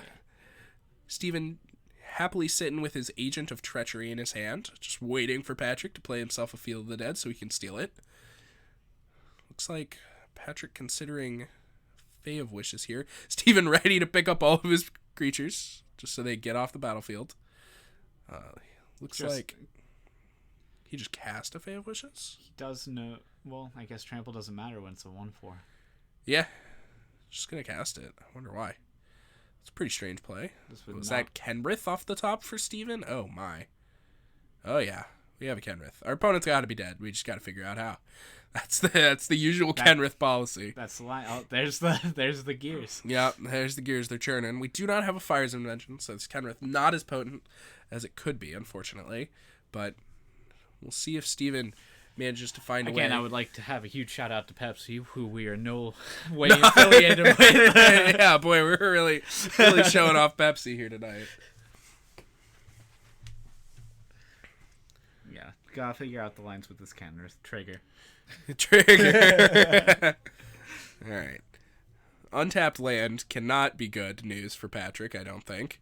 He's probably well aware of that. Here comes Kenny G. Give the creatures haste, will Steven, and attack with everything. We have the ability to distribute 2 +1/+1 counters currently. So this is an attack for 3/7, 2 Golettes. I believe it's 3 Golettes. So 3/7, 13, 18. So Patrick will have to block something. So 18, a total of 20, with the 2 +1/+1 counters Steven can distribute. 16, so I believe, is it? Oh no, they're 2/2s, not 3/3s. Right, Yeah. right. All right. Oh, Looks looks like like we're picking up the cards. It Yeah, doesn't it matter. looks like Patrick. I believe Patrick could chump block and go to 1 there. Wow. So technically alive, but definitely, with no board and no wrath against that, he's happy to just shuffle it up and go to game 3. You had a pretty quick little mirror here. Yeah. Do you want to know how I don't want to live? Barely. Yeah. If I'm going out, just take me out. Yeah. Don't dangle me on Yeah. by a thread. Don't let me live in a coma for 4 months. Yeah, it's not worth it. It's really not. I'll be in crushing debt after that. Oh yeah. You ever had to eat through a straw for months? It's got to be expensive. Yeah, milkshakes cost a bit. Milkshakes are pricey, dude. They're really pricey. All right. Don't think they're going back into sideboarding. Yeah. They're just Game number gonna 3 it is, shuffle and it here up. we see Patrick on the play. Maybe he'll just run it back. Yep, that looks likely. Steven doing the same. Agent of Treachery, Kenrith. I see. I think that was just a Kenrith and a Golos, not an Agent of Treachery on Steven's side. Steven's hand looks alright. Don't see any ramp, though. On Which either means side. that he's probably going to have to mulligan. Patrick going to ship back double Kenrith. You hate to see it. But Why no would you ramp. mulligan that? That's just like win. No ramp means you can't keep it. Of course, the player who does ramp into the payoff first, I've found usually wins in this matchup. And that is often because that payoff is Kenrith. But if the player who ramps a little slower ends up finding their Kenrith, they usually win. It's often about Kenrith, and before Kenrith comes into the equation, it's who ramps into their payoff faster. So both players taking a mulligan to 6 here, so we're going to see a little bit of a powered down game. What if they this ban time. Circuitous Route? Boy, yeah. I suppose that BNR on Monday is quite looming at this point over both of these players' decks. You can't really feel happy about the position your deck is in when you're reasonably sure it's going to get banned out on Monday. Well, you got to play it out, man. Yeah, so both players keep their 6 here. And a couple of tap lands for all the players. All right, there is an untapped Breeding Pool, and then Say Go from Patrick, presumably representing Growth Spiral. Mystical Dispute. Yeah, you know, you never know. If Steven didn't literally know the exact sideboard he had, he could have it. Here is that Growth Spiral. And gonna go ahead and put in a Mountain. Draw from Patrick is Fabled Passage. He has Fae of Wishes in his hand, at least 1 copy. I think it might be 2. I believe it is just 1. Golos as well, so I expect to see a Golos here. Looks like Patrick agrees, so he's going to presumably go get another copy of Field of the Dead and likely a Plains, it looks like. Look at that. Patrick deciding on whether he wants a Field of the Dead or a different land. Looks like Field of the Dead it is. And send it back over to Steven. Kenrith, the draw. Steven playing Mountain Fires, the start of this turn, almost certainly. Of course, Fires of Invention, basically a free roll on the turn you cast it, assuming you have something else to do with the mana. You basically get to cast your other spell for free, because the Fires will immediately refund you that mana. Fae of Wishes in hand. Steven likely going to cast Granted, and is just tanking on what to get here. He might feel pressured into getting something like Casualties of War, but if he gets that, he can't play it for a couple turns because he doesn't have the lands in play to play it. Other options are Shared Summons. That's a quite good one if he's lacking on threats. Of course, Chance for Glory, not going to be the one here. I'm gonna save that one for a later day. All right. Looks like Granted it is. Let's see what he decides. Looks like he does go with Shared Summons. I think that is kind of the default here in this position, and you definitely would need a reason to get anything other than that. So let's see what Patrick's up to. Teferi. Bounce your Fires. Oof. That's kind of backbreaking. Looks like Patrick did elect just to board in the Teferi. All right. There's an attack for 3. From the Golos, and expect we'll see a post-combat land. No zombies quite yet, because we do have 2 Field of the Deads in play. So they'll come soon enough. We're going to need to wait till next turn to get those 2 zombies. Deafening Clarion for Steven. Fabled Passage, Fires of Invention, and presumably a Shared Summons to go with it. Looks like Steven agrees. Let's see what we find here. We do have the Kenrith in hand already, so we can probably just get Golos Hydroid Krasis, or Golos Beanstalk Giant, or, here's another good one, Golos Fae of Wishes. The Fae of Wishes being able to chain into each other with Shared Summons, quite good. Quite good. Yeah, it's excellent, I would say. Alrighty. Take a draw. Here will Patrick... Deafening Clarion. Not quite what Patrick was looking for. He's probably going to take a second to think about what he wants to do with this turn. He can, of course, play that Deafening Clarion at instant speed with his Teferi. Here's a land. He'll take the 2 from it, creating 2 zombies.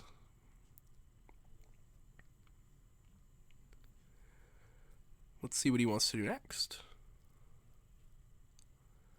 So...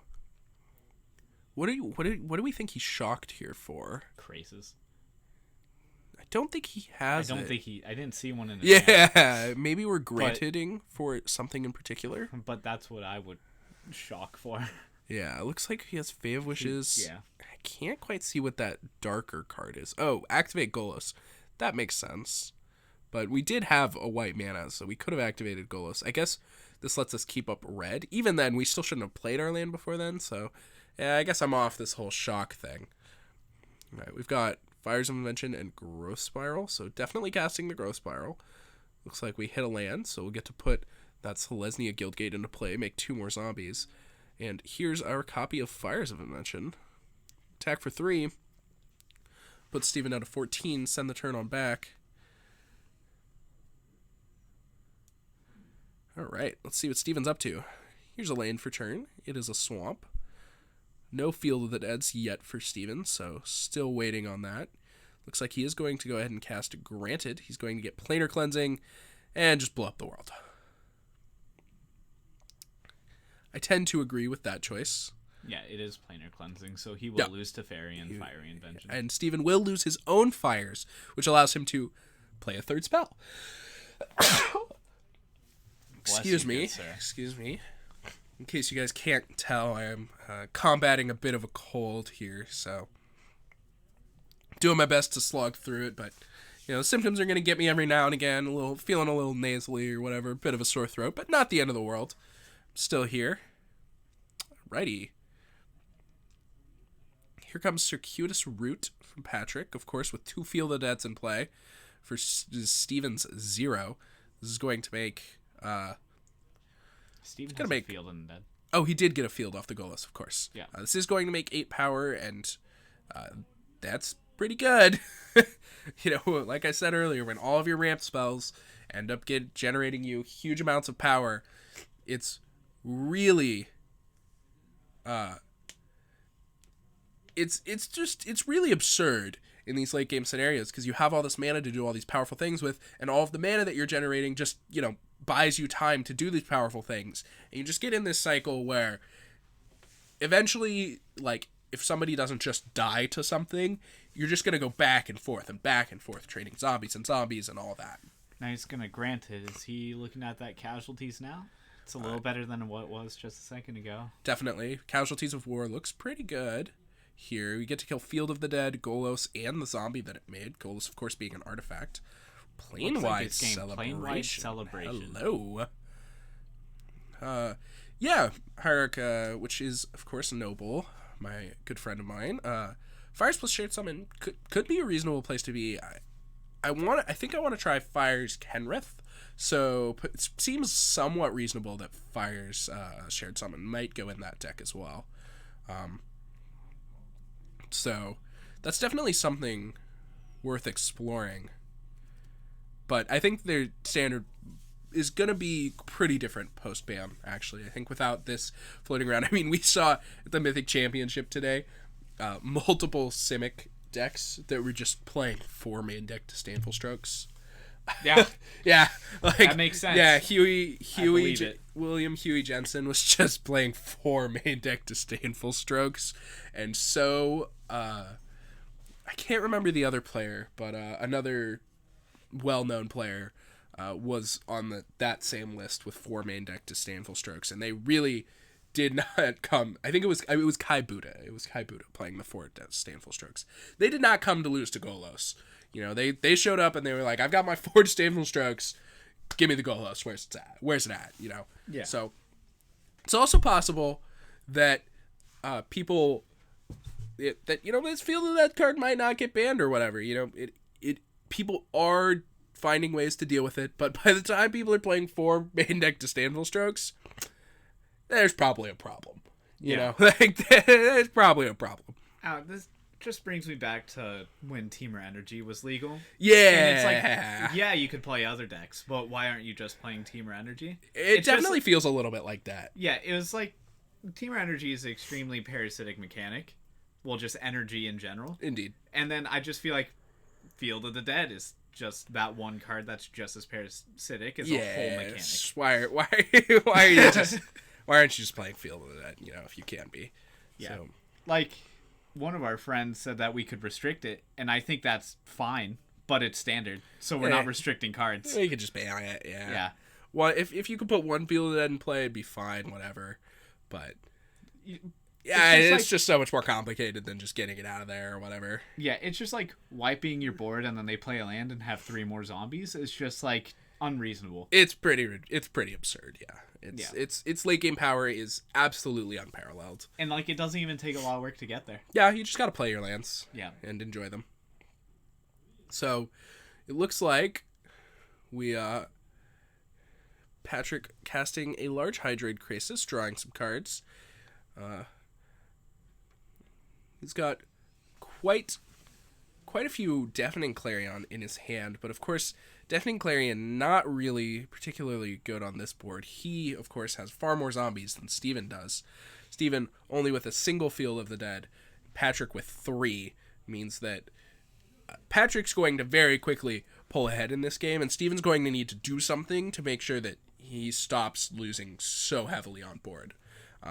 Whether that be Kenrith or hope to high roll into something like Field of the Dead and a Circuitous Route, that's a good start for sure.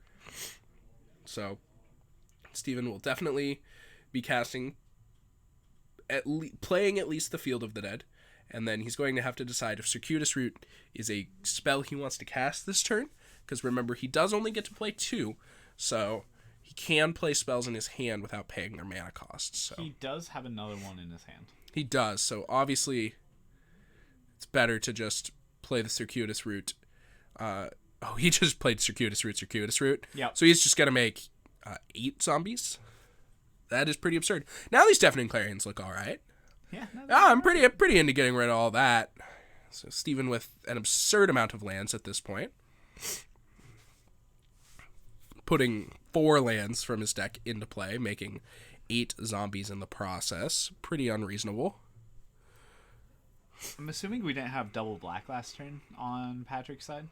I haven't been keeping an eye up, but that is pretty likely. I see Golgari Guildgate. Yeah, the deck, I believe there are only a few black sources, Golgari Guildgate and Swamp. Yeah, that's all I can So if think you do of. not have a Swamp, I do not believe we have double black. Okay. Because he took Casualties of War, right? That's the front card in his hand right there. I'm not certain. I will have to check. So here is that Deafening Clarion. Both a modes, large attack presumably. with Hydroid Krasis, going to swing those life totals dramatically. There's a Time Wipe in his hand, but I do not see a Casualties of War. Okay. They might just... That's No. just what I don't think assumed. he's cast granted. I believe he granted once. He granted once and it got a Shared Summonings, right? Yeah. And that's the only time we've seen it. Here's a Circuitous Route. And then sending it back to Steven, we've got Swamp and Island coming into play. 2 black sources online. Yeah, who needs this whole Gates thing? We got basics, boys.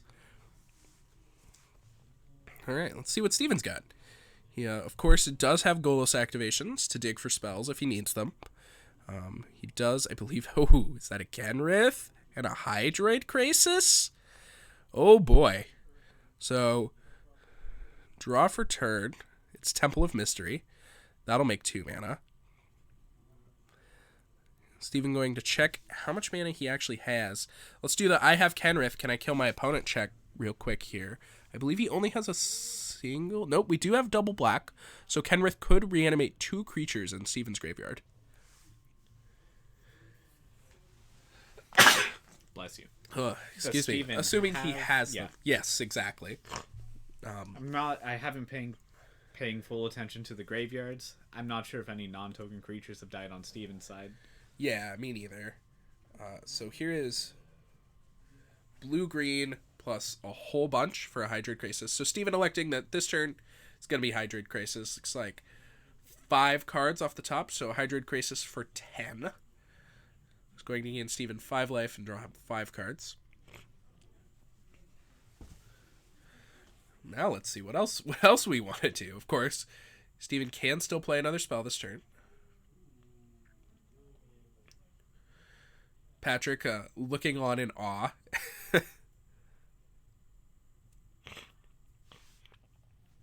Golos in hand. He's thinking about that one. Golos looks pretty good here. It gets a Field of the Dead and then makes our land. So that makes 6 total zombies. So pretty strong. Let's see if Steven has a better play than 12 power. Plus make all of my lands for the rest of the game. Much, much better.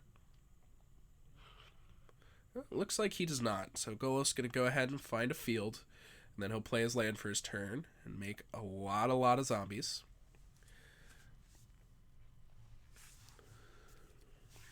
How big is Patrick's Krasis? Not that big, right? I believe it is smaller than Steven's.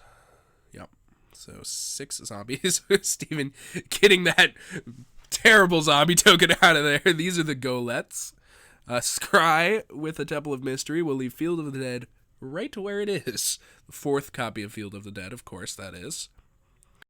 And that's pretty absurd. So Steven has done a really good job getting back onto the sports state. Like I mentioned, he had to. So kind of all boiled down to finding extra copies of Field of the Dead so that he can realistically get back into this game. And it looks like Chance for Glory, give his creatures indestructible, attack all out. Will do it. And it looks like they did the math much quicker than we were able to. But I think that is a quick 3-game match there. Not too much to it. Patrick going to take him down 2-1. And with that, I believe we are going to wrap it up for the night. So I would like to thank our last sponsor for the night, which is Advancify. Advancify, of course, is a graphic design and IT data recovery site. They're run by friends of ours, and they do an excellent job. I've heard nothing but great things from everybody who's worked with them. So if you need anything in IT, web design, data recovery, anything like that, head over to advancify.me and let them know that we sent you. And, that's going to really, really help us. They help us a lot. They help us to be here, and we couldn't do it without them. So thank you so much to Advancify for supporting the stream.